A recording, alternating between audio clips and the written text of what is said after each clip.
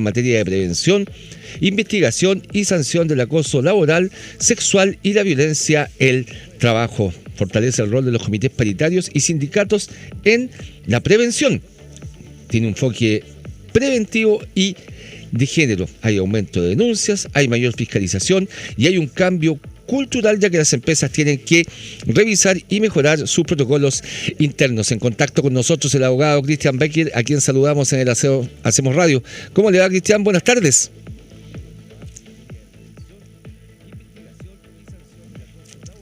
Estamos tratando de mejorar el contacto con Christian.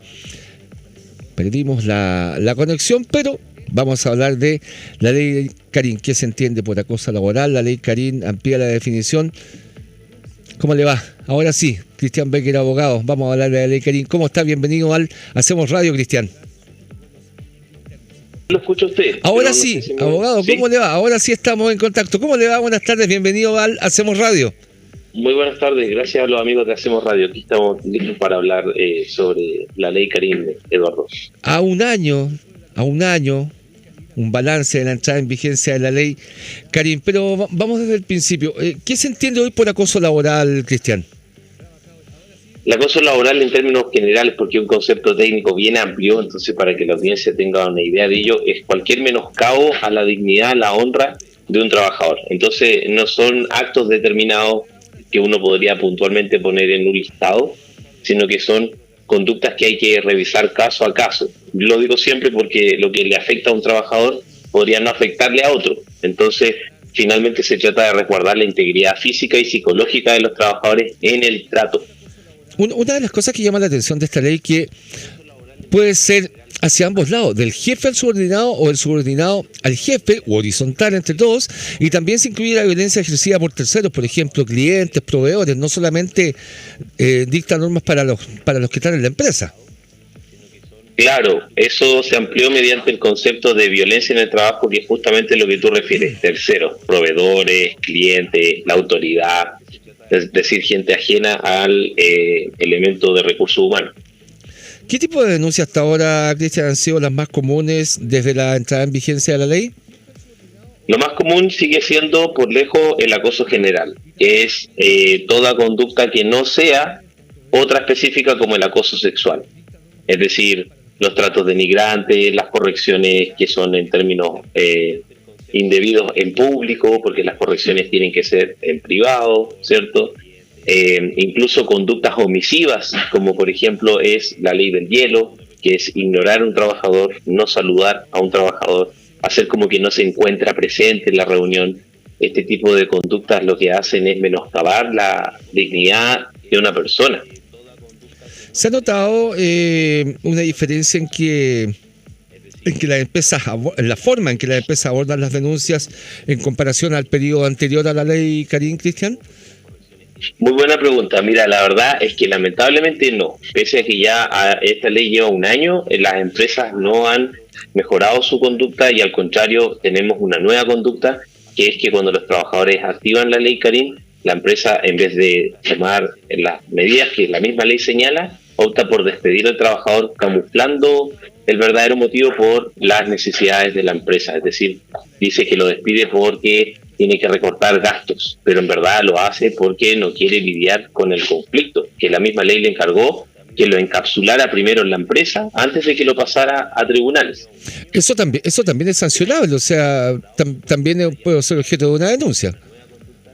Claro, lo importante de que esto sea sancionable es que el trabajador no se quede tranquilo con una sentencia. Por ejemplo, tengo el caso muy emblemático de un trabajador que se llama Álvaro Pizarro, y él fue parte de un proceso en el cual se condenó a la minera Spence, que forma parte del grupo de las mineras BHP, que es una de las más grandes del país.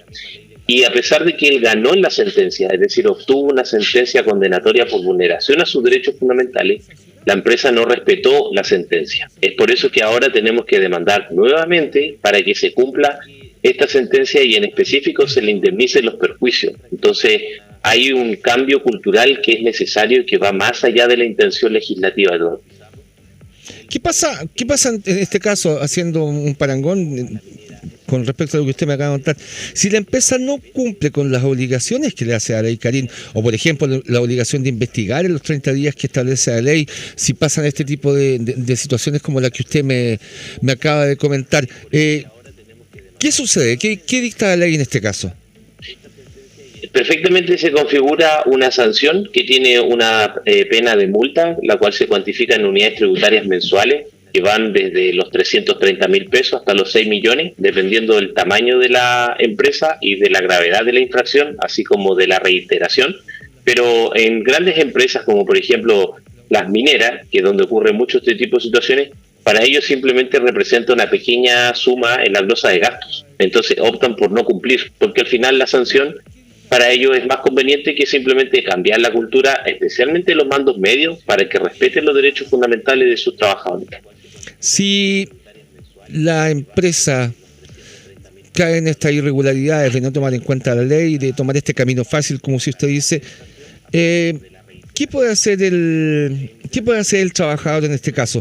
La empresa no me toma en cuenta, el trabajador no confía en la vía interna. ¿Puede el trabajador ir directamente a la dirección del trabajo?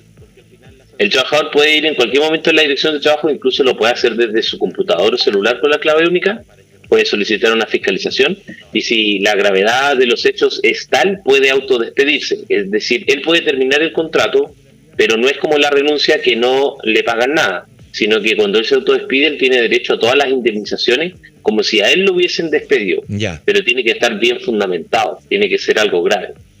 Claro, cuando estamos hablando ahora Ahora, claro, hay una denuncia, ¿cierto? Hay algo grave, me autodespido, pero ¿qué otras cosas puede hacer el trabajador para, si se siente vulnerado de sus derechos? Aparte de la empresa, aparte de la dirección del trabajo, tiene que recopilar pruebas, correo electrónico, llamadas telefónicas, testigos, que a lo mejor los mismos testigos tienen miedo de ser testigos por el temor a represalias de la empresa. Justamente te iba a decir eso. Eso es lo que tiene que hacer, lo que tú has dicho. Tiene que recopilar toda la evidencia que pueda y se admiten en las fiscalizaciones y en tribunales las conversaciones de WhatsApp, los correos electrónicos. Y respecto a los testigos tienen que saber que si ellos, después de haber sido testigos en un juicio o en un procedimiento de fiscalización, ellos son despedidos, ellos tienen derecho a que se les indemnice especialmente por esa situación. Se llama la garantía de indemnidad, que es una garantía que establece que el trabajador que es testigo o que participa de un proceso y luego es despedido tiene derecho a que se le pague 6 a 11 veces una renta bruta adicional a los años de servicio, al mes de aviso y todos los otros conceptos. Es decir, es una sanción económica que bien podría afectar a una pyme o una microempresa, pero las grandes empresas, como te señalaba adelante, en el caso de Álvaro Pizarro, las mineras, a ellos no les afecta económicamente para nada. Entonces, ahí es necesario que quizás se endurezcan las penas o tal vez que haya un cambio cultural importante.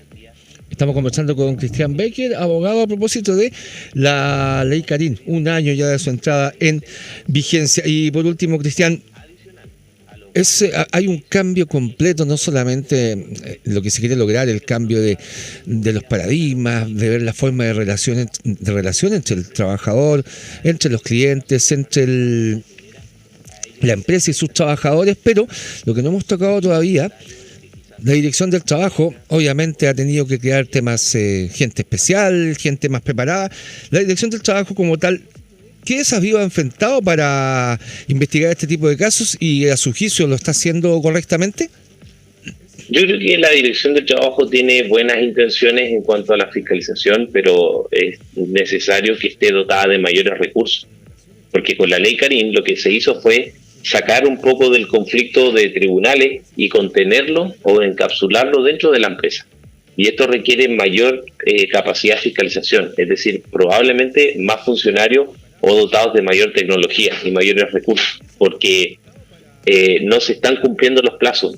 Esta ley establece que cuando alguien hace una denuncia, se tiene que resolver en 30 días, ya sea internamente en la empresa o a través de la Dirección del Trabajo. Y los tiempos que está promediando la inspección superan los 60 días, es decir, más del doble. Por eso que te decía que faltan recursos para esto. Faltan recursos para eso y un tema, bueno, a un año hay mucho camino por recorrer. En el caso que el trabajador, Cristian, vea vulnerados sus derechos por la ley Karim, por la empresa y por un montón de cosas más, ¿dónde puede recurrir un estudio de abogado, el de ustedes, por ejemplo, abiertas las puertas para poder hacer las consultas y tomar los casos? Sí, por supuesto, pueden entrar en nuestro sitio web tirabogados.cl, van a encontrar un montón de artículos y videos informativos muy actuales justamente sobre lo que estamos hablando esta tarde.